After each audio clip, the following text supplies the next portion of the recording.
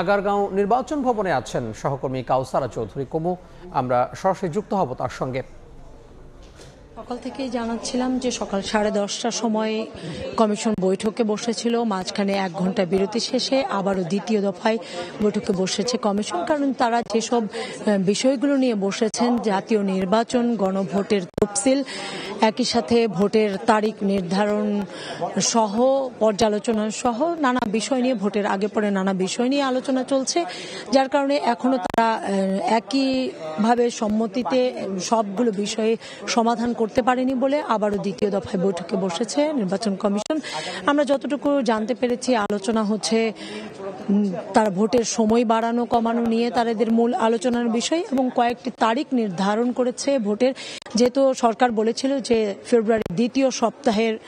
ফেব্রুয়ারির প্রথম সপ্তাহের মধ্যে প্রথমার্ধেই ভোটের কথা বলেছিল, সেই জায়গা থেকেও তারা কয়েকটি ভোটের তারিখও নির্ধারণ করছে। আজকে নির্ধারণ করেই মূলত রাষ্ট্রপতির কাছে তারা উপস্থাপন করবেন তারিখগুলো, এবং সেখানে সবকিছুই বিবেচনা করা হবে। ইতোমধ্যে তারা আবহাওয়া অধিদপ্তরের সাথে কথা বলেছেন যে ভোটের দিন আবহাওয়া কিরকম থাকবে সেটিও পর্যালোচনা করছে নির্বাচন কমিশন। একই সাথে আইন শৃঙ্খলা বাহিনীর নানা রকম পরামর্শ এসেছে, কারণ দ্বিতীয় 2 দফায় তারা আইন শৃঙ্খলা বাহিনীর সাথে বৈঠক করেছে।